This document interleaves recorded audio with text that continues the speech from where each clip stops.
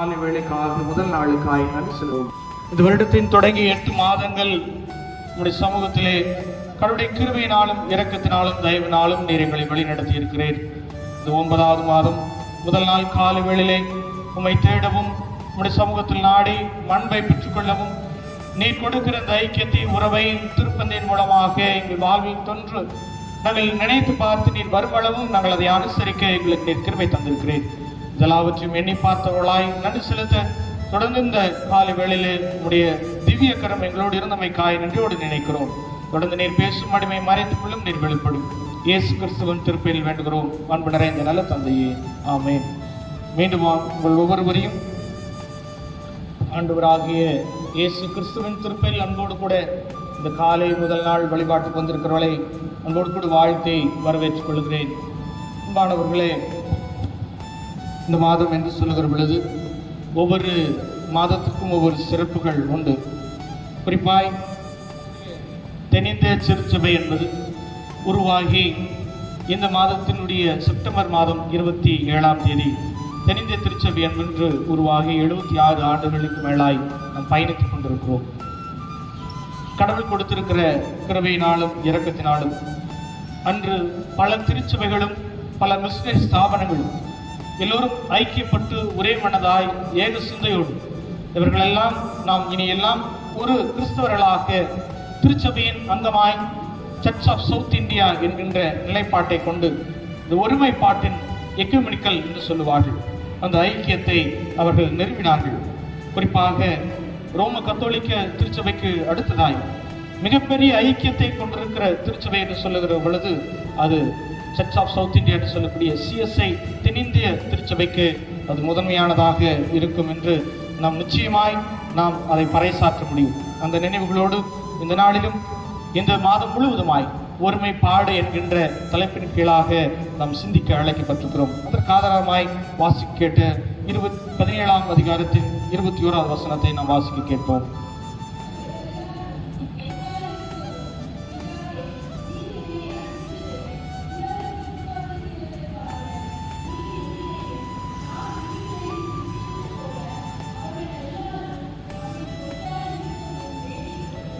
ஆண்டவராகிய இயேசு கிறிஸ்து தன்னுடைய இறுதி பயணத்திற்கு முன்பதாய் கெத்செமனே தோட்டத்தில் ஏறெடுத்த இறுதி ஜெபம், தி ஹைலி பிரிஸ்ட்லி பிரேயர் என்று சொல்லுவார்கள். தன்னோடு இருந்து பணியாற்றின 3.5 ஆண்டு காலம் இருந்த சீடர்களுக்கும் இனி வருங்காலங்களில் தங்கள் சீடத்துவத்தை, ஊழியத்தை, கிறிஸ்துவின் அன்பை வெளிப்படுத்துகிறவர்களுக்காய் ஏறெடுக்கப்பட்ட ஜெபம் என்று குறிப்பிடுகிறார்கள். அப்படி பார்க்கிற பொழுது சொல்லுகிறார்கள், இந்த கிறிஸ்துவின் சீடர்களுக்காக மாத்திரமல்ல, அவரோடு ஒன்றாக இருக்க யாரெல்லாம் அவரை இந்த உலகத்தில் தன் சொந்த இரட்சகராய் ஏற்றுக்கொண்டு வாழ்ந்து கொண்டிருந்தார்களோ ஒவ்வொருவரையும் அவர் தன்னுடைய நிலை வாழ்வுக்காக, ஒற்றுமைக்காக, the oneness under the communion என்று சொல்லுகிறார்கள். இதையெல்லாம் யோசித்து சொல்லி பார்க்கிற பொழுது அவர் சொல்லுகிறார், அவர்கள் எல்லோரும் ஒன்றாய் இருக்கவும். யார் அந்த எல்லோரும்? நாம் எல்லோரும் ஒன்றாக இருக்க அன்றே இயேசு கிறிஸ்து நமக்காய் ஏறெடுக்கப்பட்ட இறைவேண்டல் தான் இந்த ஜெபம். இவளை சென்ற மாதத்தில் நம்முடைய ஐக்கியத்தில் வெளிப்பாடாக நம்முடைய திருச்சபையினுடைய தேர்தலில் ஒரே மனதோடு நாம் எல்லோரும் ஐக்கியமாய் இருந்தோம். இந்த ஐக்கியத்தின் பின்னணி என்று சொல்லுகிற பொழுது கிறிஸ்து அன்றிலிருந்து நமக்குள்ளாய் வேற்றுமைகளை கலைந்து இனம், மொழி பாகுபாடின்றி கலாச்சாரம், பண்பாடுகளை எல்லாவற்றையும் ஒதுக்கிவிட்டு இன்று உலகம் முழுவதுமாய் கிறிஸ்தவர்கள் என்று சொல்லுகிற பொழுது அது ஒரே நாளிலே எல்லோரும் ஒரே சிந்தையோடு ஒரே கடவுளின் அன்பை புரிந்து கொள்வதற்காக நாம் ஐக்கியப்பட்டிருக்கிறோம். பல நிலைகளிலே திருச்சபைகள் பிரிந்து கிடந்தாலும் டாக்டரேட் சொல்லக்கூடிய ஐடியாலஜிக்கல் நம்முடைய மிகப்பெரிய நோக்கம் கிறிஸ்துவின் அன்பை முன்னிறுத்துவதென்று நமக்கு தெரியும். அன்பானவர்களே, அதிலே கிறிஸ்துவின் அன்புதான் நம்மை ஒவ்வொருவரையும் இணைத்திருக்கிறது. அன்பு என்று சொல்லுகிற பொழுது கிரேக்க மொழியிலே ஹெரோஸ், பிலியோ, அகாப்பே என்று சொல்லுகிறார்கள். இந்த 3 அன்பில் ஹெரோஸ் என்று சொல்லுகிற பொழுது கணவன் மனைவிக்கு இருக்கக்கூடிய அன்பும், பிலியோ என்று சொல்லுகிற பொழுது சகோதரத்துவத்தின் அன்பும், அகாப்பே என்று சொல்லுகிற பொழுது கடவுளை அன்பும் இங்கு வெளிப்படுகிறது. இந்த அன்பின் மையமாய் கொண்டு கடவுளுடைய நாம் ஒருவரை ஒருவர் நேசிக்க இந்த நாளிலே நம்மை அழைக்கப்பட்டிருக்கிறார். ஒருமைப்பாட்டை, இந்த ஐக்கியத்தை, உறவை கொய்னோனியா என்று சொல்லுகிறார். இதை கிரேக்கத்திலே என்றால் கம் அண்டர் த யூனியன், நாம் எல்லோரும் ஒருவர்களாக இணைவதற்கு. அப்படி நாம் ஒன்று கூடி இணையக்கூடிய இந்த நாளை நாம் ஒவ்வொருவரும் நம் சிந்தைகளிலே, நம்முடைய எண்ணங்களிலே, நம்முடைய செயல்களிலே கிறிஸ்துவுக்குள்ளாக ஒரே சிந்தை உள்ளவர்களாய் அவர்கள் எல்லோரும் ஒன்றாயிருக்கும். பிதாவே, நீர் என்னை அனுப்பினதை, கடவுள் தன் மகனை, சொந்த குமாரனை இந்த உலகத்திற்கு அனுப்பினதன் மிகப்பெரிய நோக்கம் மீட்டெடுப்பது மாத்திரமல்ல, ரட்சிப்புக்கு மாத்திரமல்ல, எல்லோரும் ஒரே மனதோடு இந்த உலகத்தில் எல்லா மக்களையும் கிறிஸ்துவின் அன்பில் இணைப்பதற்காக அவர் தன் மகனை இந்த உலகத்திற்கு அனுப்பியிருக்கிறார். எனக்கு அன்பான திருச்சபை மக்களே, இவளை பல மொழிகள் இருக்கிறது, இன்று பல கலாச்சாரங்களும் பல குடும்ப பின்னணிகளும் இன்று இருந்தாலும் இதையெல்லாம் ஐக்கியப்படுவதற்கு, ஒன்றிணைவதற்கு கிறிஸ்து அன்று ஏறெடுத்த அந்த ஜெபம் நம் வாழ்வில் ஒன்றொன்று காரியங்களாக நாம் இணைத்துக் கொண்டிருக்கிறது. இன்று பல நாடுகளிலே, இன்று பல இடங்களிலே, போன வாரத்தில் நம்முடைய நாம் தாக்குகிற மிஷனரி ஒருவர் வந்து சொன்னார், ஐயா, வட மாநிலங்களிலே கிறிஸ்தவ விசுவாசிகள் பெருகிவிட்டார். கிறிஸ்தவ விசுவாசிகள் பெருகிவிட்டார். கிறிஸ்தவ விசுவாசிகள் பெருகிவிட்டதனால் அங்கு ஐக்கியத்தை பார்க்க முடிகிறது. அந்த ஐக்கியம் அவர்களுக்கான சுய உரிமைக்கான போராட்டத்தை முன்னிறுத்துகிறார். ஏன் நெருக்குதல்? ஏன் இப்படி கிறிஸ்தவர்களுக்கு இதுவரைக்கும் இல்லாத மிகப்பெரிய போராட்டத்தை சந்திக்கிறார்கள் என்று சொல்லுகிற பொழுது அவர் சொன்னது, கல்வியை நாம் கொடுத்து விட்டோம், தனக்கான வாழ்வை தியாகம் செய்வது மாத்திரமல்ல, உரிமையை கேட்பதற்காய் ஒன்று திரள்கிறார்கள். என்னங்க, தன்னுடைய தேவைகள், தன்னுடைய அடிப்படை காரியங்கள் என்று சொல்லக்கூடிய ஃபண்டமெண்டல் ரைட்ஸ் இல்லையா, அவர்களுக்கான இருக்கக்கூடிய இந்த அரசாங்கம் கொடுக்கக்கூடிய ஒவ்வொரு சலுகைகளும் தன்னை பெற்றுக்கொள்ள வேண்டும் என்பதற்காய் இன்று அறியாமையில் இருந்த வட இந்தியர்கள் பலர் இன்று ஒன்று சேர்ந்து கடவுளின் அன்பை புரிந்து கொண்டு தங்களுடைய தேவைக்காய் அரசாங்கம் அறிவிக்கிற ஒவ்வொன்றையும் பெற்றுக்கொள்வதற்காக போராட ஆரம்பித்தார்கள். அதனால் இவர்களை ஒடுக்க வேண்டும் என்கின்ற சிந்தையை வளரக்கூடாது, ஒன்றுபடக்கூடாது, இவர்களை எல்லாம் தனித்தே இருக்க வைக்க வேண்டும் என்பதற்காகத்தான் இவ்வளவு போராட்டங்கள் நடைபெற்றுக் கொண்டிருக்கிறது. நான் சென்று கேட்டேன். அப்பொழுது அங்கு இது பொய்யான செய்தியா என்று கேட்டேன். இல்லை, உண்மையாக அப்படித்தான் நடக்கிறது. அப்படியானால் கிறிஸ்துவின் அன்பு ஒவ்வொருவரையும் இணைக்கிறது. மனிதனோ அதை பிரிக்கவும், அதை பிரித்து கையாண்டு பல நிலைகளிலே இந்த உலகத்திற்கு அமைதியற்ற சூழலையும் விரும்பிக் கொண்டிருக்கிறார். எனக்கு அன்பானவர்களே, நமக்குள் இருக்கக்கூடிய அன்பு, நாம் ஒருவரை ஒருவர் நேசிக்க வேண்டும் என்பதற்கான அந்த அன்பு, நமக்குள் அந்த அன்பை இருக்கிற பொழுது ஒற்றுமையை கொண்டு வர முடியும். எப்படி கொண்டு வர முடியும்? நமக்குள் தியாகம் இருக்கும் என்று சொன்னால் அன்பு நமக்குள் மாறும். யோவான் எழுதின நற்செய்தி நூல் 13ஆம் அதிகாரம் 34ஆம் வசனம் சொல்லுகிறது, நீங்கள் ஒருவர் ஒருவர் அன்பாயிருங்கள், நான் உங்களுக்குள் அன்பாயிருக்கிறது போல நீங்களும் ஒருவர் அன்பாயிருங்கள் என்கின்ற புதிய கட்டளையை உங்களுக்கு கொடுக்கிறேன். The new covenant.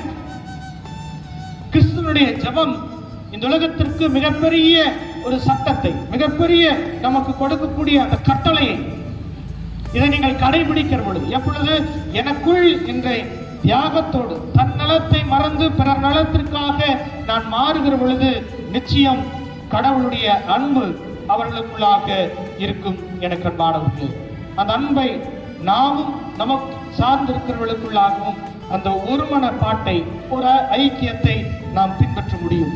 அது மாத்திரமல்ல, கடவுள் நமக்கு கொடுத்திருக்கிறதான அவருடைய சொந்த குமாரன் நம்மிடத்தில் கொடுக்கப்பட்டிருக்கிறதான சகோதரத்துவத்துடைய அன்பு. என்னங்க, சகோதரத்துவத்தின் அன்பு. ரோமர் எழுதின புஸ்தகம் 12ஆம் அதிகாரம் 10வது வசனத்தை வாசிங்கள். 9வது வசனம் 10வது வசனம்.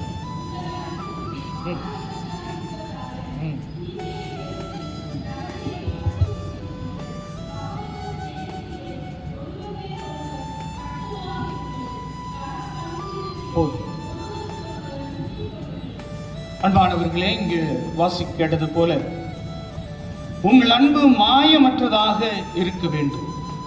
எப்படி இருக்கணும்? மாயமற்றதாக. உங்களுக்குள் ஐக்கியம் வர வேண்டும் என்றால் முதல் தியாகம் உங்களுக்குள் செயல்பட வேண்டும். அந்த தியாகம் மாயமற்றதாக இருக்கும், எந்த நிபந்தனை இல்லாத. என்னங்க? தட் இஸ் அகாப்பே என்று சொல்லுகிறார்கள், அன்கண்டிஷனல் லவ். கடவுள் நம்மை நேசிப்பதற்காக ஏதாவது கண்டிஷன் வச்சிருக்கிறாரா? இல்லையே. அந்த உண்மையான அன்பையினால் நான் உன்னை ஏற்றுக்கொள்ளுகிறேன், என்னை நீ நேசிப்பது போல பிறரையும். அதனால்தான் அந்த 17ஆம் அதிகாரம் 21வது வசனம் மீண்டும் மீண்டும் அங்க சொல்லுகிறது காரியம்.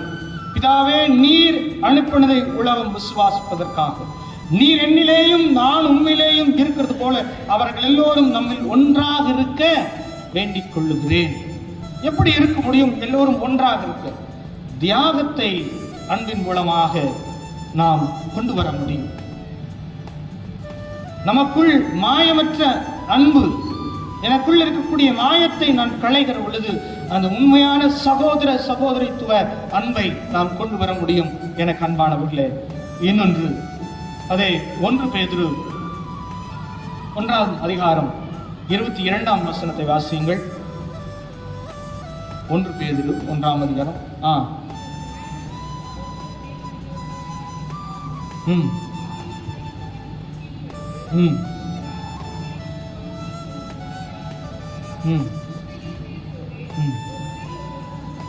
சுத்த இருதயத்தோட ஒருவரில் ஒருவர் ஊக்கமாய் நமக்குள் இருக்கக்கூடிய அன்பை, தியாகம் நமக்குள் இருக்க வேண்டும். இந்த சத்தியம், கடவுளுடைய வார்த்தை என்னை சுத்தம் செய்வது மாத்திரம் அல்ல, அது தொடர்ந்து என்னை இந்த உலகத்திற்கு மிகப்பெரிய திரள் கூட்டமாய் இருக்கக்கூடிய ஐக்கியத்தை உருவாக்க கிறிஸ்துவின் அன்பு எனக்குள் வெளிப்படும். அன்பானவர்களே, நமக்குள் இருக்கக்கூடிய அந்த அன்பை, நமக்குள் இருக்கக்கூடிய அந்த ஐக்கியத்தை, உறவை நமக்கு கடவுள் முன்மாதிரியாய் அவர் தன் சொந்த குமாரனை அனுப்பி நம்மை மீட்டெடுக்கும் அந்த மிகப்பெரிய டிரான்ஸ்ஃபர்மேஷன், மாற்றுருவாக்கம் கடவுள் நம்மை எதிர்பார்க்கிறது. You have to sacrifice love. You have to give that brotherhood.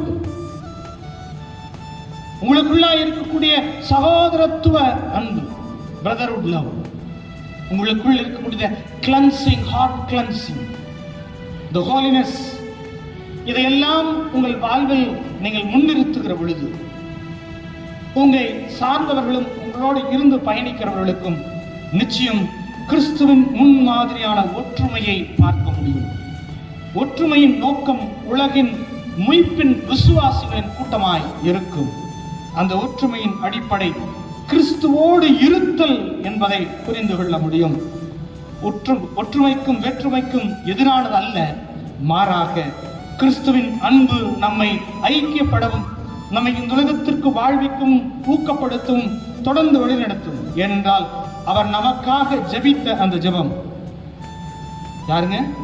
கிறிஸ்து நமக்காய் ஜெபித்த அந்த ஜெபம். அதனால்தான் அங்கு சொல்லப்பட்டிருக்கிறது போல 1 யோவான் நற்செய்தி நூல் 20வது வசனம் 17ஆம் அதிகாரம் சொல்லுகிறது, நான் இவர்களுக்காக வேண்டிக் கொள்ளுகிறதும் அல்லாமல் இவருடைய வார்த்தையினால் என்னை விசுவாசிக்கிறவர்களுக்காகவும் வேண்டிக் கொள்ளுகிறேன். அப்படியானால் இந்த நாள் மாத்திரம் அல்ல, இந்த வார்த்தையை பிரசங்கிக்கிற, இந்த சத்தியத்தை சொல்லுகிற இன்னும் வருங்காலங்களில் இருக்கக்கூடிய என்னுடைய ஆத்துமாக்களுக்காக, என்னை பின்பற்றுகிற என்னுடைய இறைமக்களுக்காய் நான் ஏறெடுக்கிற ஜெபம், the highly priestly prayer, still now.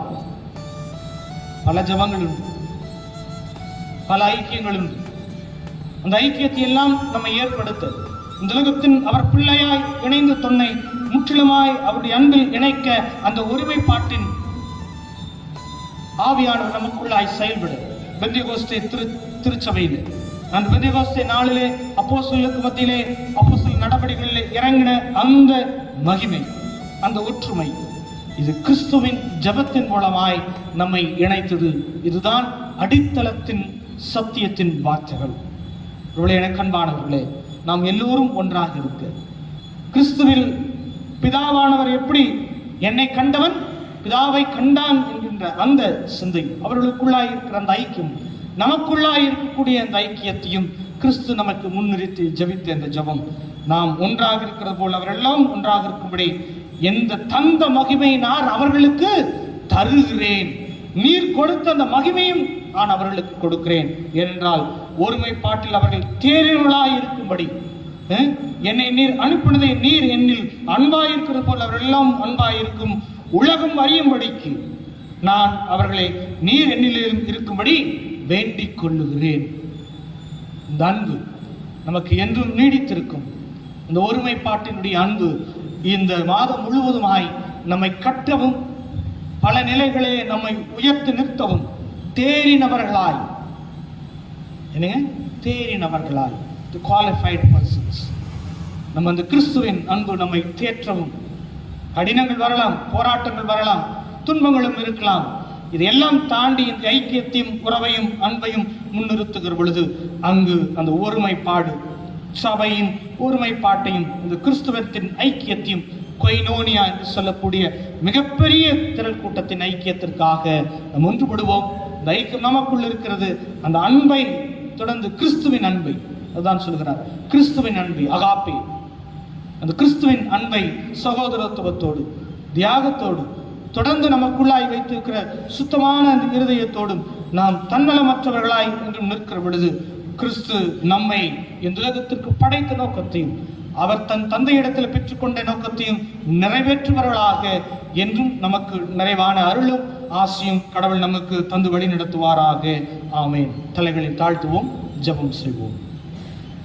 வளதிமாய் நேசிக்கிற நல்ல ஆண்டவரே, நீர் எங்களுக்கு கொடுத்திருக்கிற ஒவ்வொரு முன்மாதிரிகளுக்காக நம்ம நன்றி செலுத்திருக்கிறோம். ஐக்கியம் என்கின்ற உறவை, ஒருமைப்பாட்டை, ஒன்னஸ் என்று சொல்லக்கூடிய எங்கள் எல்லோரும் ஒரே மனதோடு ஒரே சிந்தையோடு கிறிஸ்துவின் பாரம்பரியங்களிலே கிறிஸ்துவை பின்பற்றுவோம். கிறிஸ்துவை நாங்கள் சொந்த இரட்சகராய் ஏற்றுக்கொள்வது மாத்திரமல்ல, இந்த உலகத்தில் நாங்கள் செயல்படுகிற ஒவ்வொரு செயல்பாடு எங்களை தியாக மனப்பான்மையோடு, நாங்கள் எங்களுடைய வாழ்விலே நாங்கள் ஒருவரை ஒரு சகோதர சிநேகத்தோடு, தூய்மையான இருதயத்தோடும் நல்ல சிந்தையோடும் நாங்கள் மாயமற்றவர்களாக இருக்கிற பொழுது எங்கள் வாழ்வில் என்றும் உம் அன்பையும் உம் ஐக்கியத்தையும் ஒருமைப்பாட்டையும் நாங்கள் வெளிநடத்த முடியும். சுவாமி, இந்த வெளிப்பாடு எங்களுக்குள்ளாய் என்றும் அந்த ஒருமை தன்மைகளை நாங்கள் கொண்டவர்களாய் கிறிஸ்துவ பண்பிலே நாங்கள் வளர்ந்திருக்க எங்களுக்கு நீர் கிருபை செய்யும். இந்த மாதம் முழுவதும் இந்த அன்பை எங்களை வழிநடத்தட்டும். இயேசு கிறிஸ்துவின் திருப்பெயரில் வேண்டுகிறோம். அன்பு நிறைந்த நல்ல தந்தையே, ஆமென். கிறிஸ்துவுக்கு அன்பானவர்களே,